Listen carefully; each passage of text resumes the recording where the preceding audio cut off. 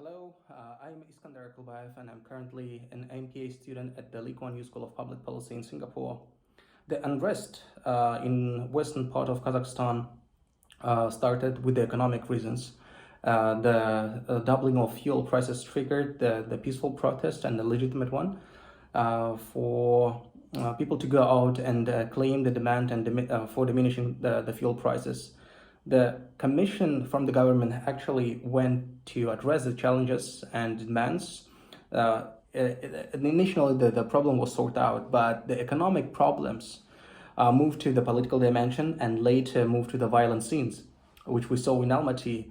The legitimate claims for social justice, political reforms were in the air for a long time, but the economic trigger became one of the main push factors for that.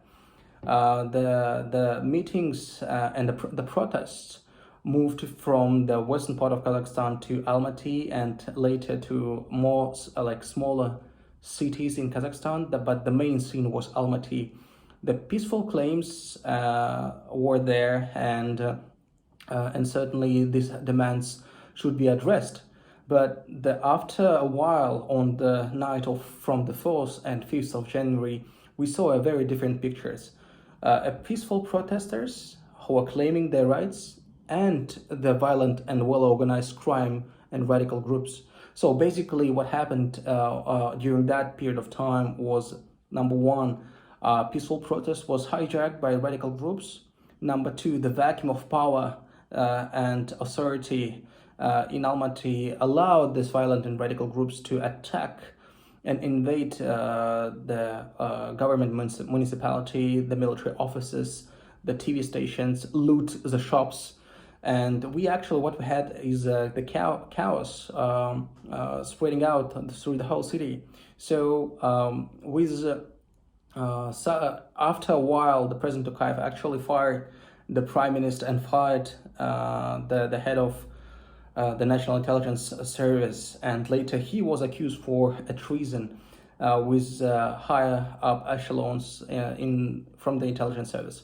So basically, what we actually see is a coup attempt from the top leadership, and that's why it can be explained that the vacuum of power in Almaty occurred and appeared on the 4th and 5th January.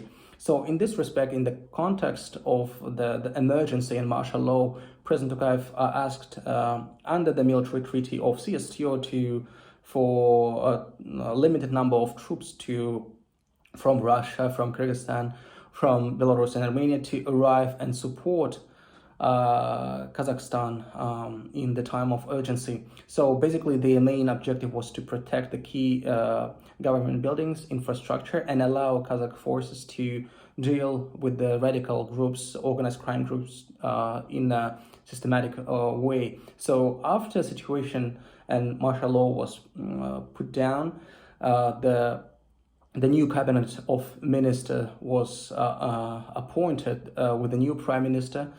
President Tokayev gave a crisp and clear message to the government that it had to increase the effectiveness of their work in addressing the key demands from the society to improve the economic stance and situation in Kazakhstan, because for a long time the reforms that President Tokayev have actually tried to conduct for last 2.5 years were torpedoed and or sabotaged at some level. So in this respect, we see a reshuffle from the government. We see changes in key positions in the national companies.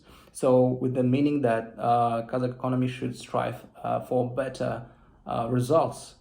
In this respect, the investigation is still going on the matters and the reasons who are really behind the invasion of radical groups, and certainly some the commission was organized to conduct an investigation specifically for those peaceful protesters who suffered on that night in order to avoid unlawful claims for their participation in the violent protests, in the violent attacks on the government.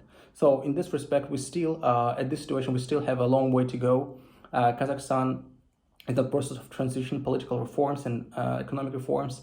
I believe government clearly understand that the old-fashioned way is not working, and the social contract in the society has changed.